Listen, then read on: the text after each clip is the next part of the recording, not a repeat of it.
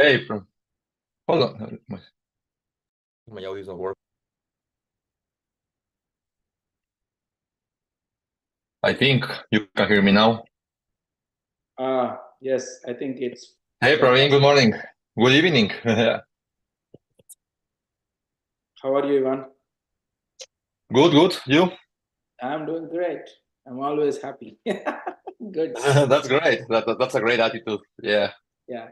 So all set. I think I was just trying to reach you to say what it is a quick introduction, and then we'll get into the QA and how did you start, what is the journey, and all those kinds of stuff. Simple questions like giving motivation, how to start the company, how to think through, what is your vision, and that sort of a stuff.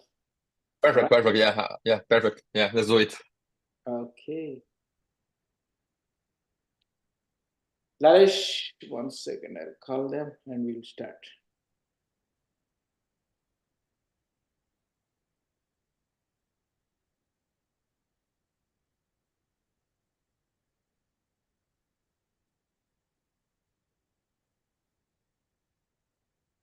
Lalish, ready? Ready, sir? Yes, ready. Sir, Yeah, ready. hello? Hello, hello. Sir, Ready, ready. hello?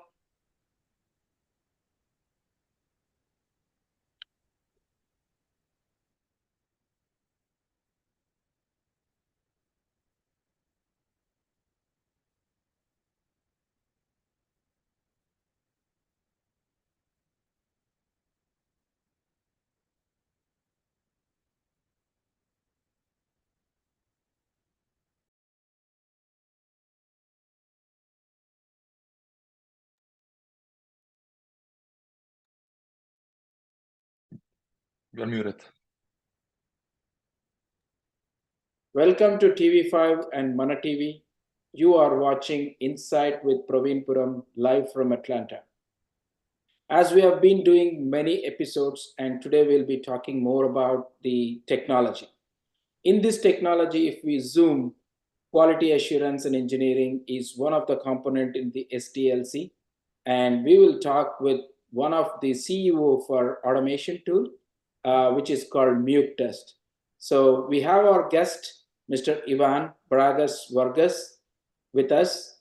He is the CEO of Mute Test. So shortly we will discuss with him more about his vision, what is his tool about, and how it is useful to all our Indo-Americans on the automation tool.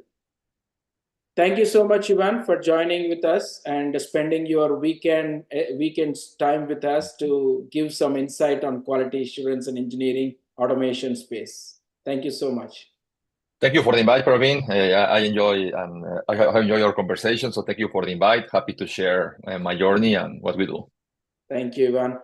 So again, thank you for the sponsors today, Ready CPA and Spearsoft. For any of your tax needs, please contact Ready CPA, and for any of the software, Spearsoft, and also Mute Test, we have Ivan here. Before we start, let me introduce Ivan a little more so that we can get into the deeper discussion on his journey. So Ivan has 15 years of experience in quality assurance and test automation. He realized that testing was slow and required an army of QS to automate it. In 2019, he and Renan Ugalde founded Mute Test, an AI-powered solution that effortlessly automates software testing in days instead of years.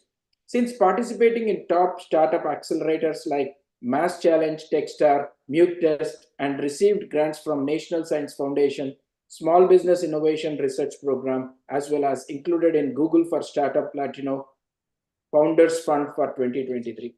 That's a great journey, Ivan. So if you see in the market today, the trend is all AI, ML, and generative AI. And if you see from past decade, testing has become an important component of SDLC. And every organization, if they wanted to release in this digital world, testing has become an important component of their life. And zooming into automation, which is very, very essential. Before we get into more on automation, I wanted to tell more about your journey. What made you to start this automation, being there are many tools in the world? Yeah, good question, Praveen. So yeah, like I studied computers. I'm from Mexico. I studied computer science, and most of my career has been in QA and testing. So I work for different companies doing everything. First manual testing, then automated testing. Then I became a test architect, a test automation architect. So I got to see those tools that you mentioned. And in the companies that I was working, like I was seeing also like the budgets that we were putting for QA. We had dozens of talented engineers just writing and maintaining scripts with the traditional tools. So me and my co-founder, we were seeing the same in different companies. So we said there has to be a better way. So you were right. There were already many tools, but they required many technical skills, coding skills, but also engineering skills in the way to think about test automation. So at the end, even the tools were there. They required dozens of talented engineers to make them work properly, and then to maintain them properly. So yeah, so we saw that it was painful. So we decided to approach it in a different way. Absolutely. So, Ivan, in your test automation tool, so today there is a bigger challenge for the customers, right? Or the vendors to choose which tool is important in the market. That has become a great challenge because more and more tools coming into play. It has become a challenge to understand which tool works well. So if you see in the market, the tools are very specific on web, client, thin client, thick client, APIs, and database. So, what are the challenges you are addressing from your Muke test? So we we s- we address end-to-end test automation. So one of the challenges that's one of the challenges we address because we see also, as you properly mentioned, Praveen, like there are very specific tools depending on the environment and infrastructure that you will test. And the problem is that these tools just work pretty well for those specific environments. And there are not many, the integrations are pretty difficult to have end-to-end testing, real end-to-end testing in the current world, right? Because in the current world, many companies, they have a web component, they have an API component, they have a native mobile component, maybe a mobile reactive component. So there are many components that they interact with each other, and most of the tools, they are just focused on one of these components, and they cannot integrate the experience across all. So that's one of the challenges that we address with Muktes. We can do web, API, native mobile, reactive mobile.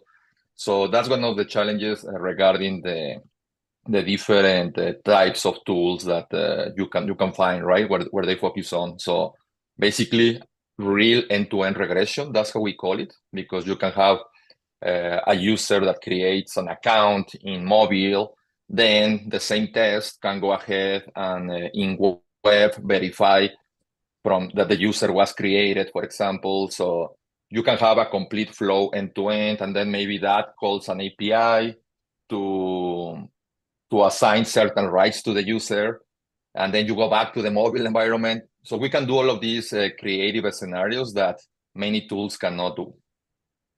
Excellent. That's a great point you brought up, Ivan. And how is the integrations today? If you want to do a browser, we need to go to other tools like Browser Stack or anything. Then, if you want to go for continuous integration and deployment, we need other set of tools like Jenkins and all. So, how is this tool integrated with them? What are the integrations today we have with this?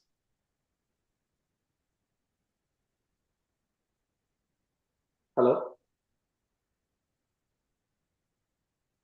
Hello?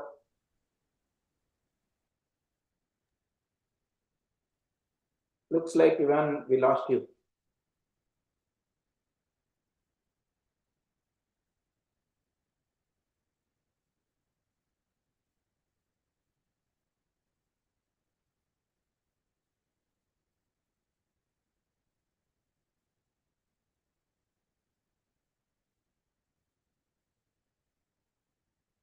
Sorry, I think we lost Ivan.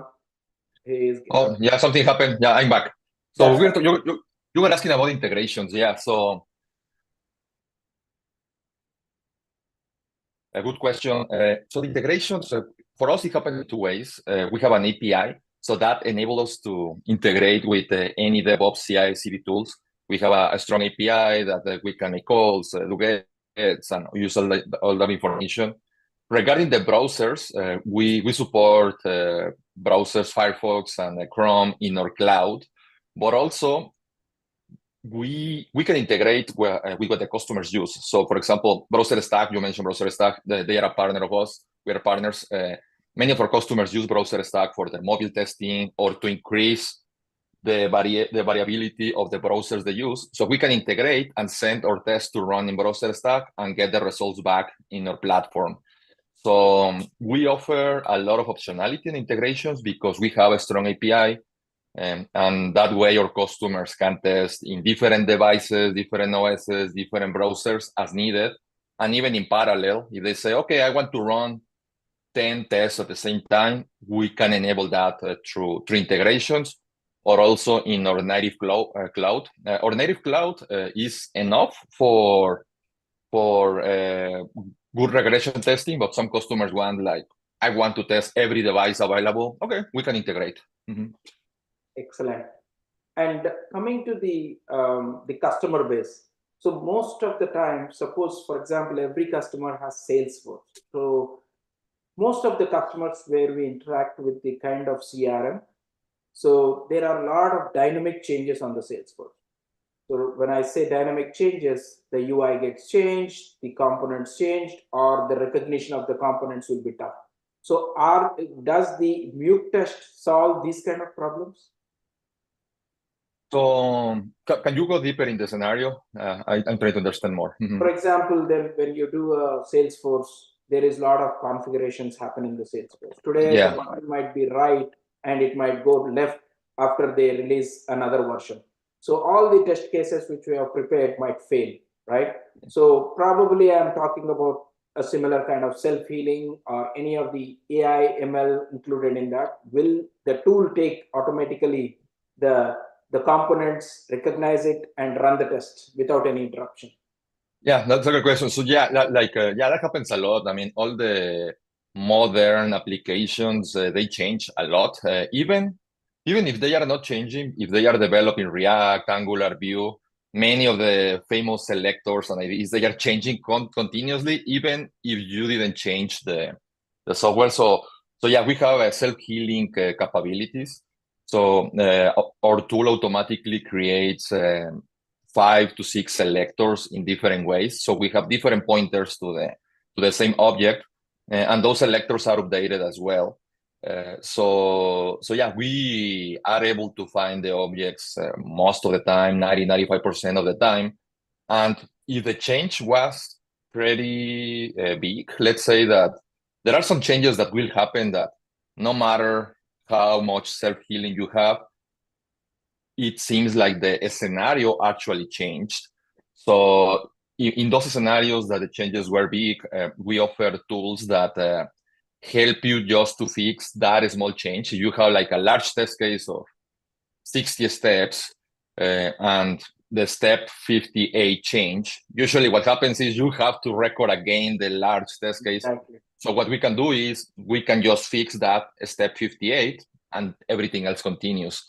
So we address that in a semi-automatic way, a lot of self-healing, but also providing the tools to fix the test on the fly if some big changes happen.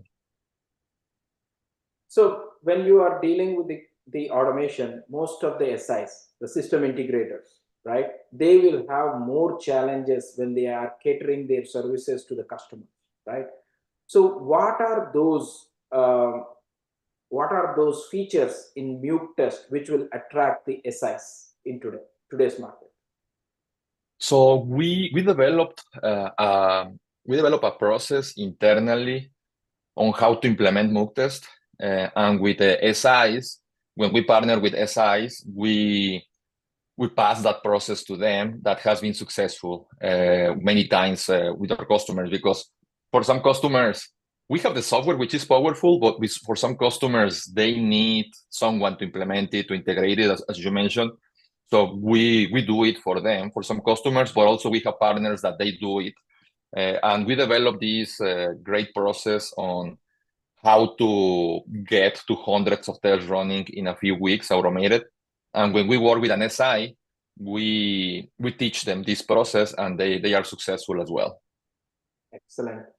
So when the most of the automation tool I saw, it will be a subscription based or the license based, right? And I saw that there is a unique feature like pay as you go pricing, right? When I see the new test.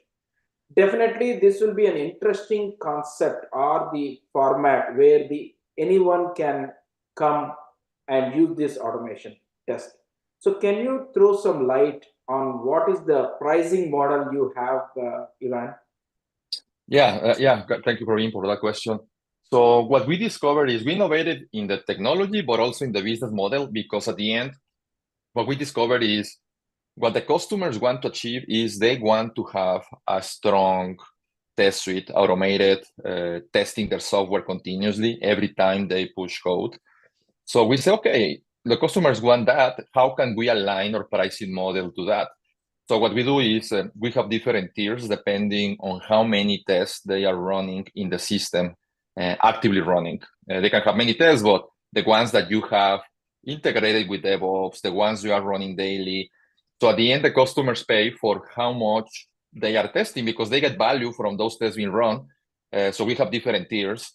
In the way that in the model that we implement, the pricing goes 4K per month. That covers up to 300 tests, 100 tests created monthly at least. And that goes up if customers, they need 500 tests, 600 tests. We have packages of 5K or 6K per month. But as you mentioned, is as you go, depending on how many tests you need. That's for the integration. When we are integrating and implementing the software, we have the model just software that after we implement the software, we can pass the usage of the software to our customers. We teach them how to use it. And that roughly goes from $600 per month for unlimited executions to $1,500 per month, depending on how many tests you have in the system. So yeah, it's tiered based on the active test in the system. So probably if I were to understand, you are saying that if you have 300 test cases, we come and execute along with our tool and then give it to the customer and then teach them later, and there will be a price change. Initially, it will be like 4,000 for 100 test cases or 5,000. And then after you do a set of regression, you hand it over to the customers and then ask them to do with the license fees, or how is it? Correct. Yeah. Correct. Let's say that you realize you need test automation. Let's say, okay, I have been trying to implement Selenium for 10 months now, 12 months. I don't see progress. I'm getting behind. I have still a lot of manual testing. I need test automation. What can I do? So a customer comes to us and we tell them, okay, we will help you implementing mock test so you can get to 95% test coverage in 3 months. Let's put the goal of getting 600 test cases in less than 3 months. So we assign a customer success engineer from our team to help them implement mock test. So we get to the goal of 600 test cases. Actually, the customers get the first 25 to 50 in week 1. So every week we are adding many test cases. Those start running daily as needed, integrating DevOps. And at month 3, when we finish the full regression testing, you could say, program, some customer says, okay, I already have 5 QAs. I want to take over the automation. Okay, we teach their QAs to use mock tests, and the training takes just a couple of hours, so maybe 2 meetings of 2 hours in 1 week, and that's enough because the tool is low code. And we teach them, and then they start using mock tests on their own, just running the whole regression testing and maintaining the test. And at that point, yeah, we just go to a tier of just software, or as I mentioned, around $1,000 per month. That's the average customers pay for 600 tests. Yeah. I think I like the idea because you are not only giving your test automation test tool, but also you are showing the progress and then teaching them, and it's like a build, operate, transfer model, right? You're That's done. right. So Yeah. that gives an opportunity for the customer, no brainer, hassle free, so that you get all the struggle and you pay on a monthly basis and then they can execute. So that's a nice model. So probably I think the customers will like. So who is your customer base right now? Do you have in what's the geography of your market, and what is the size of the companies which have implemented this Nuke, so that the audience who are seeing, who wants to go into an automation route, they might come and ask for help. Yeah, good question, Praveen. So our customer right now, our ideal customer are companies or teams within companies that have 5 to 30 developers. They have been growing. They have web and mobile software, and they realize that manual testing is not enough anymore. And also, if they realize that implementing a traditional test automation project will take months or years. If they realize that, because there are many experienced CTOs that they know that they went that route in the past and they say, oh, I don't want to have that route again. So a good customer is these 5 to 30 development teams or companies that say, I have too much testing, I need to automate it. I don't want to go the traditional way of hiring another 3 SDTs for a project of 1 year or two to implement Selenium, Cypress, Playwright. What alternatives there are? How can I get to automate everything in a few weeks instead of years? That's the perfect customer. It can be web or mobile software. Industry, we don't care about the industry. We don't do like game testing, for example. We don't do game testing. We don't do like software that is pretty video interactive or streaming. But if it is a B2B software, if it is even B2C software that it's not video based or game based, we can work on those projects. Excellent. So Ivan, one other question, because I'm also from the software background and into testing. Most of the CIOs or the managers will ask me, first of all, the question would be, what is the technology used in building your automation tool? Number two, I have 1,000 test cases which are automated in Selenium. Would your tool consume them on automate, or we have to recreate them? So what is the answer for these kind of two questions from you? Yeah, so that's a good question, because usually the low-code tools in the market, they generate their own scripting, or they use our tool is low-code and it generates Selenium and Playwright scripts. Okay. So that gives us the possibility, tying to your second question, of using what the customers already have. So we can import them, or we can continue running them on the side if they are healthy scripts, or we can migrate them. So yeah, if a customer has already started a Selenium, a Playwright project, we have Cypress in the pipeline as well at some point in the roadmap.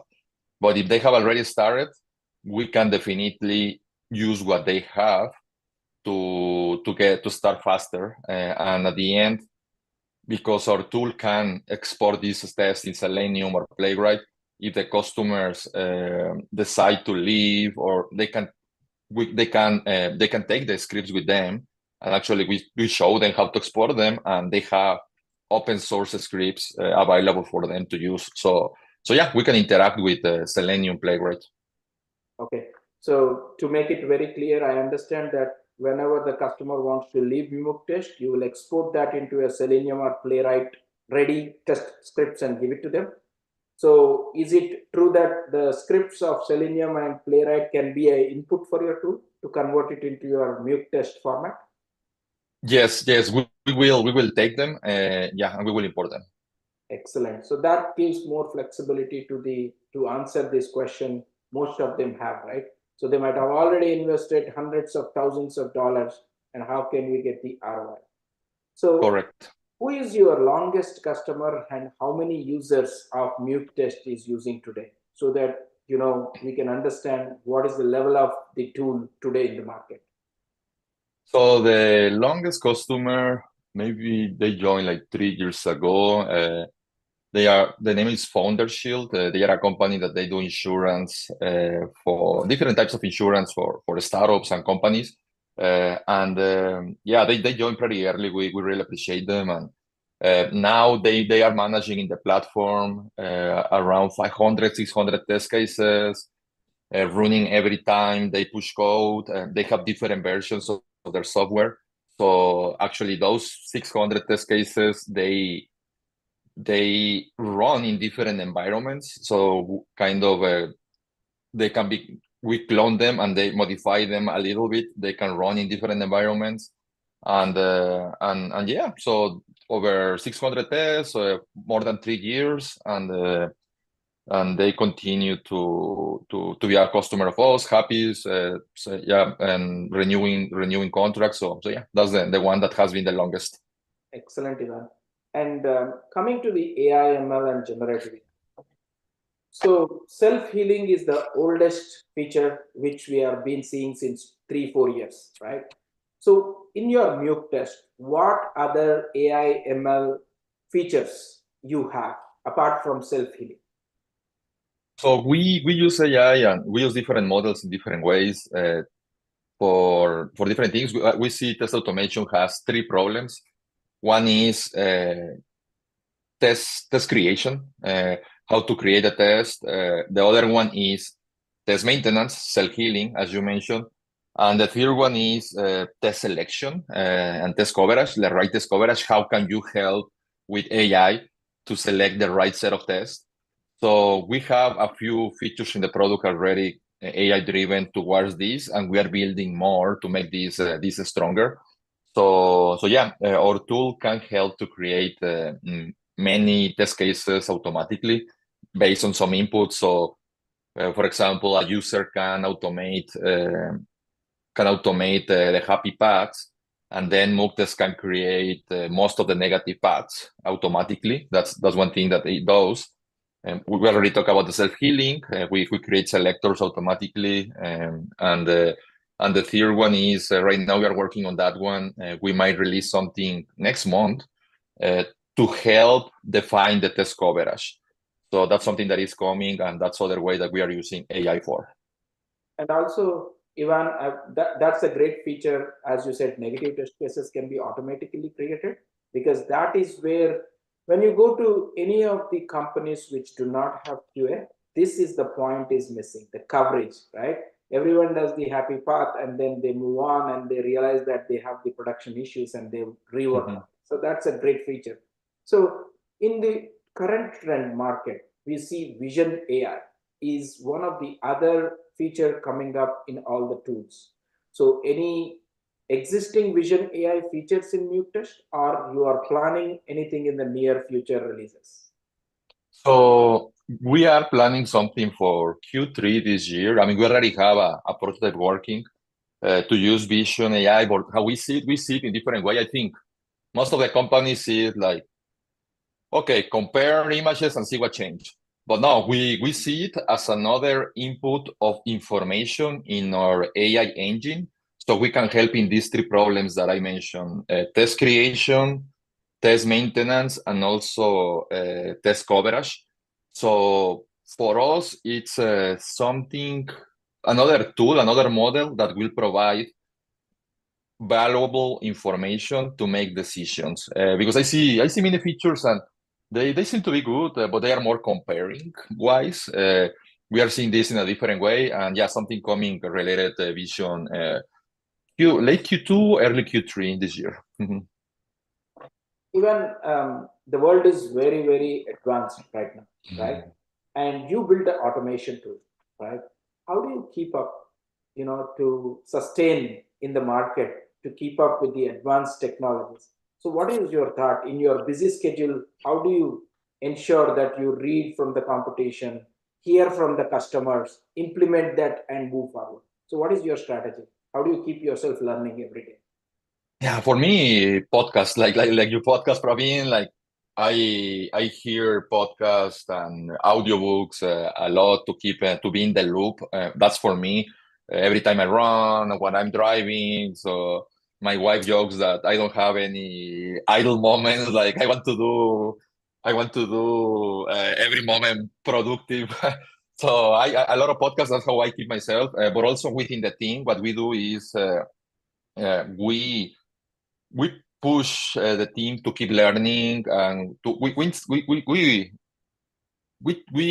we tell them the importance of keep learning and be advanced, and especially our R&D team, that the machine learning engineers we have, they are always checking for new things and proposing new things. So we try to give time for this in the planning for exploring and continue learning, because at the end, the only way that you can keep up is if you are aware of everything that is going on, so you can make decisions. You bring the mental models to you, and you can make decisions based on everything you know that is possible, right? So we give time for the team to continue learning, and we support learning, and we encourage them to do that. So everyone, not just the founders, me and Renan, are aware of everything. All the team has to be aware of everything that is happening, and all the tools available, so they can bring them to their area. Okay. So another question I would go little below before. Most of the companies, right, today, if you see in the testing world, they spend a lot of times in requirement analysis, writing the test cases, and then reviewing them, understanding, sitting with the business users and do.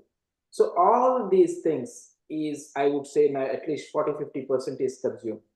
And I hear a lot of ways that AI, ML, or generative AI, OpenAI, ChatGPT. So all these things are going to read the requirements and give the test cases and cut down your cost to 20%.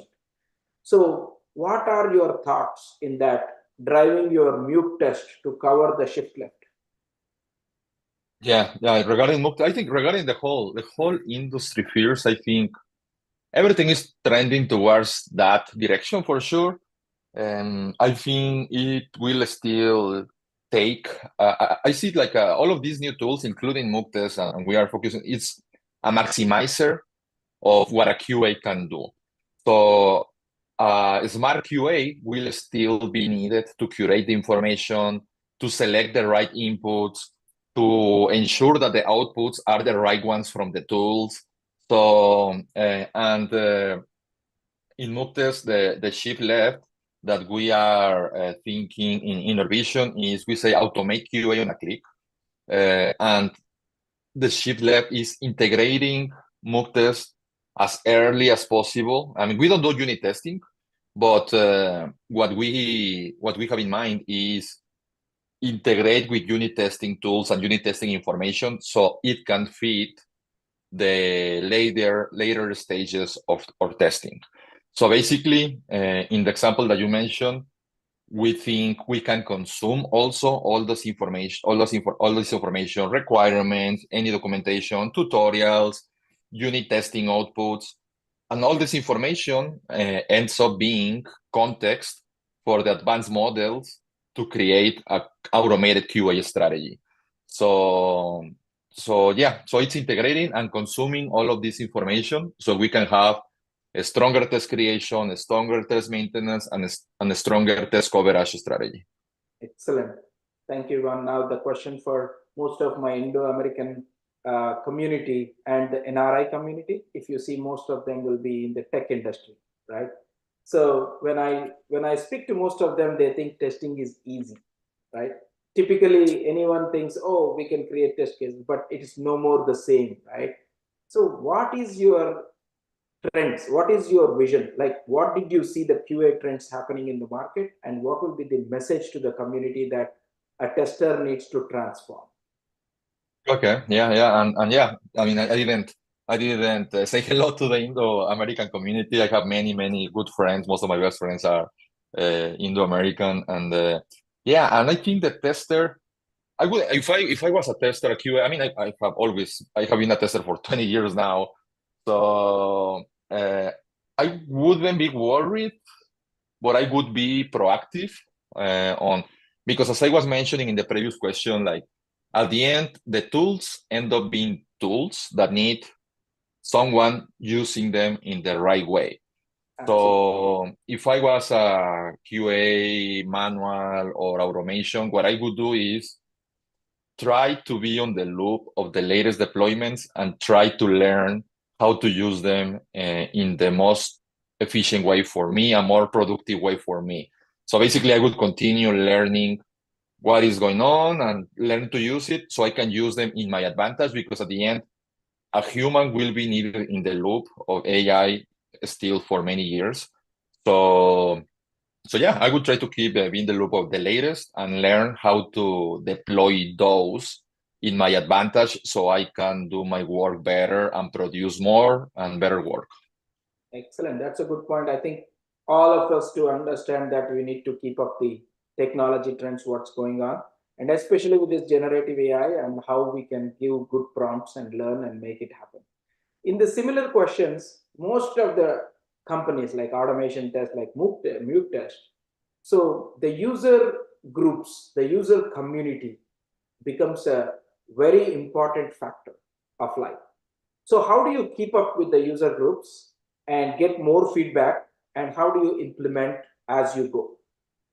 Yeah, right now with user groups, we participate in different communities of open source, Selenium, Playwright, Cypress, in different social media channels.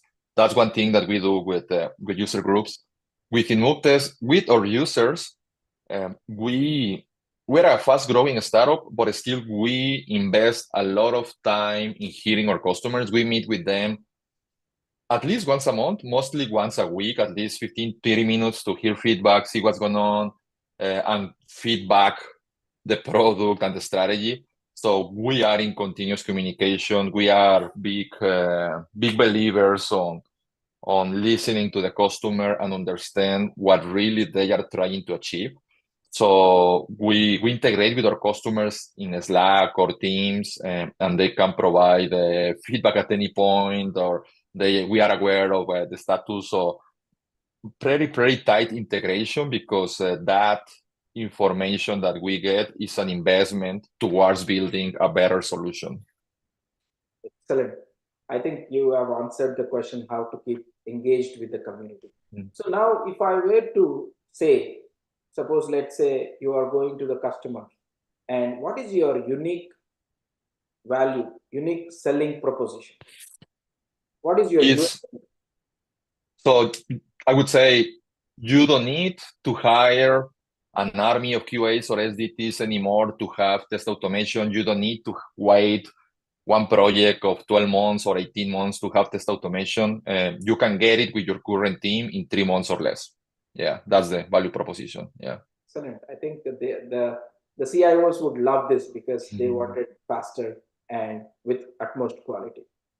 So now coming to your little bit entrepreneur journey, the reason I want to make this more onto this focus is the Indo-American community, or for say anyone who is listening to this podcast, who are the aspirants of entrepreneurs like me. Even I started my entrepreneurship. So what are the challenges you have encountered? Sometimes it will be very disappointing, sometimes it will be motivated. So how do you keep I would like to know some challenges do you during your journey of entrepreneurship or establishing this Mute test? Yeah, great question. So yeah, many challenges, and actually I joke a lot with entrepreneurs that actually, I mean, right now we are in a good stage. We have been growing, but still, we are still a fast growing startup. We still see challenges. So I joke with my friends that, with entrepreneur friends, that maybe you can fix one challenge in the morning, then one comes in the afternoon, in the night you don't know, you will have another one. So continuous challenges. But one of the initial ones is that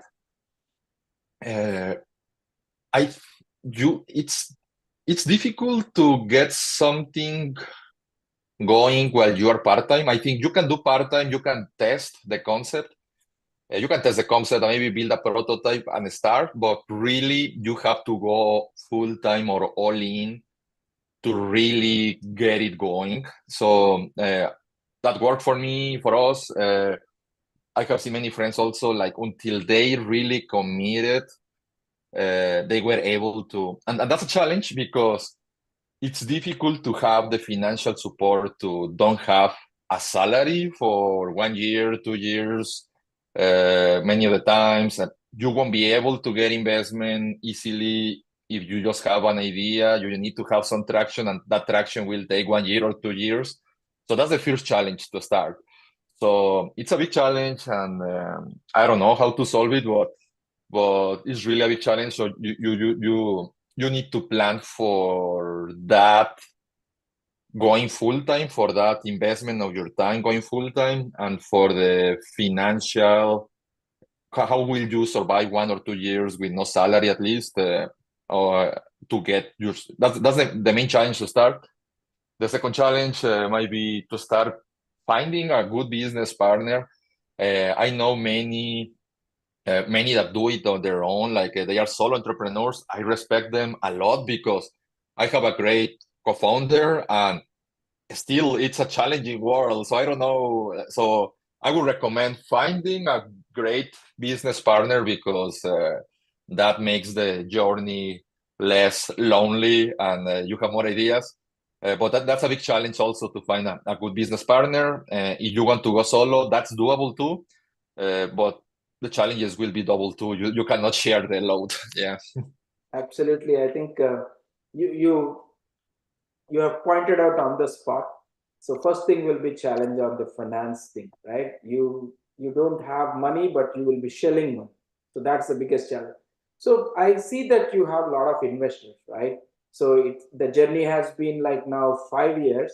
So at what point of time you thought to get the investment, and how did you approach? Because there are so many grants which I see on your website and how you have approached. So I would definitely love to tell that thoughts to the audience. If anyone is becoming an entrepreneur, where are the funds? What is that you need to get the funds? How should be how you should have your pitch to get that funds, and how do we know where to approach? So these are the three things. If you can touch, that would be fantastic, because most of the people wants to do something but they don't have any thoughts. Yeah. So my guidelines would be like, for us, we knew we needed investment to grow faster because we need to hire many machine engineers, machine learning engineers, many developers. But how I would approach it if I was starting again, I think the the easy one is the easy one is to get funds is angel investors. So if you know angel investors, actually they mention it officially like friends, family, and one professor used to joke, and foes. Yeah, like so if you can get some seed money, pre-seed money there from angel investors, that's the money that you can get. But if you don't know angel investors, that will be a heavy lifting. You need to create your network. So I would encourage you now to start creating your network. One advice that someone told me once, and it's good in this context, is if you are asking for money, ask for advice. If you're asking for advice, ask for money. So so if you want advice, ask for money. So yeah, start creating your network. Ask advice about your idea. A lot of people has a lot of experience. They can give you a lot of good feedback. So create your network before you go. If you don't have any funding, so you can get some seed investment. The second thing that it's accelerators. There are accelerators that they invest in early stage ideas. You don't need so much traction, but you need a prototype, a few users, and you can get that money.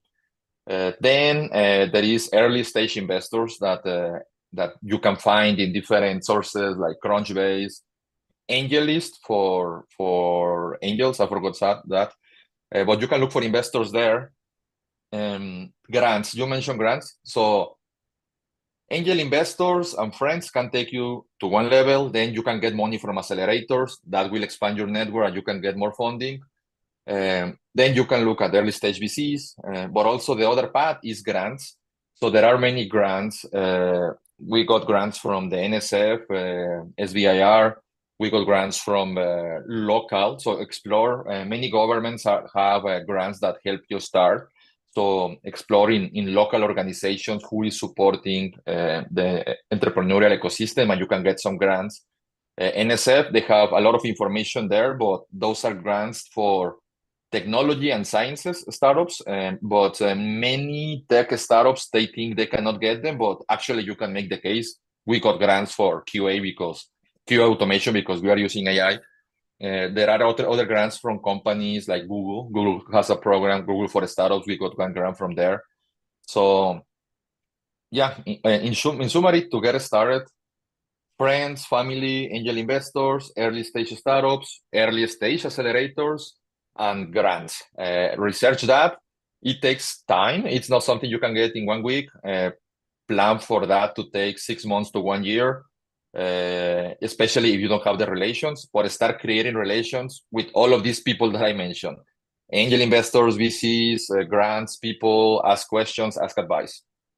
Absolutely. I think that's a great advice, Ivan, including me. Now we need to definitely look for that, the circle, what you said, the community of investors. So one question I have here, when you really want to expand your community network in investment, so do you think everyone will allow into their network, or how do you approach the starting point? What events you need to attend? That would give more insight for all the aspirants of entrepreneurship. Yeah, and I think I will start an answer with fears. You need to have a thick skin. You will get a lot of no's. So even when you're networking, because my second advice was going to be, you can call people. So you can do research on LinkedIn, for example, about people you want to connect that is strategically interesting for what your idea or what you're thinking about. So you can research LinkedIn, try to email people, trying to get advice from them. So that's with no events. Events, yeah, research, and now the in-person world is back. So in the past I would say virtually, but I would think now in-person events. So research, usually in every city, every medium to large city, there are newsletters or there are groups that follow startup events. So sign up for those. Sign up for those events. Go have a breakfast, lunch, whatever events it is. Hang out there. Prepare your elevator pitch. So if they ask you, hey, what are you working on? Oh, I'm working on X and we do Y. So prepare an elevator pitch, 15, 20 seconds speech. Sign up for every event. Be curious about people instead of talking about you when you go to these events. Try to learn from them, ask them what are their interests, and yeah. So in short, I would recommend 2 things. One is online, do research and reach out to them, trying to get introductions or calls with them. Second one, go to events, but go prepare to listen, learn, and share a little bit about you. But go to the events. Nothing will be in person. Yeah. Absolutely. I think, Ivan, you have given a lot of insight where an entrepreneur and also a quality assurance and engineer can follow through. So, in the interest of time, I would definitely ask you for anything for our audience to know more about Muke Test or any of the broader topic of automation in AI/ML. So, can you give that message to the community so that would be helpful? Yeah. If anyone has any other questions on these topics that we discussed, please send me an email, ivan@mooklabs.com. I'm happy to guide you in the direction. So send me an email if you want to learn about any of these topics, the QA that we talk about, automation, the tool, the service, entrepreneurship. Happy to interact through email. Thank you. Thank you so much, Ivan, for contributing your 1 hour during this weekend. It's definitely an interesting topic and people will learn from your journey. And thank you, audience, for being here. And this will be recorded and also put in on the website. So you can go to YouTube, Mana TV, you can watch this and also come up with any thoughts you want to learn more from the audience. That would be great. So I'll be more touching on AI/ML and most of the CEOs, their journeys in the technology space. So any of the aspirant entrepreneurs can learn from this. That's the main intent of this Insight with Praveen Puram. Again, thank you so much for your time and have a wonderful weekend. Bye, Ivan. Thank you, Praveen. Thank you, community. Have a great weekend.